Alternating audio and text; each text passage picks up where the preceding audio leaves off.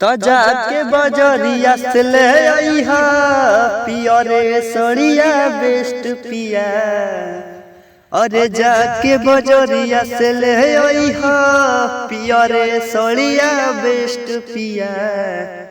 तो छठ के परबिया ठनले बानी तो हसे बारिक बेस्ट पिया। अरे छठ के परबिया ठनले बानी तो हसे बारिक बेस्ट पिया। तो पिछला बार चूक हो गइल अब की नइखे छोड़े के। दोनों बेकत कइल जाई लइह सामान जोड़े जोड़े के। गंगा घाटे रघु देवे चलल जाई साथ हो। कान पौखिया लेके पिया चली दौरा माथ हो।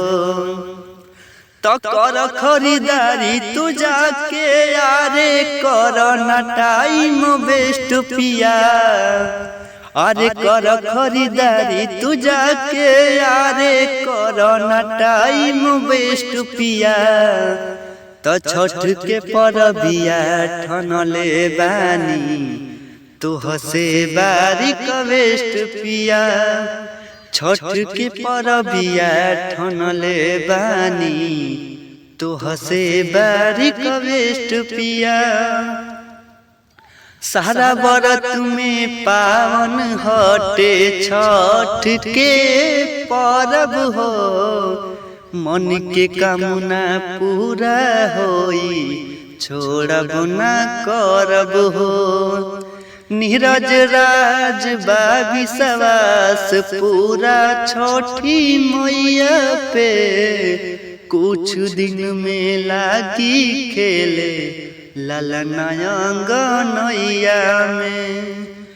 छोटकू देवर के संगे ले जाय सोना कह नेस्ट पिया। अरे छोटकू देवर के संगे ले जाय सोना कह नेस्ट पिया। छठ के परबिया ठनले बानी तो हसे बारिक बेस्ट पिया। अरे छठ के परबिया ठनले बानी तो हसे बारिक बेस्ट पिया।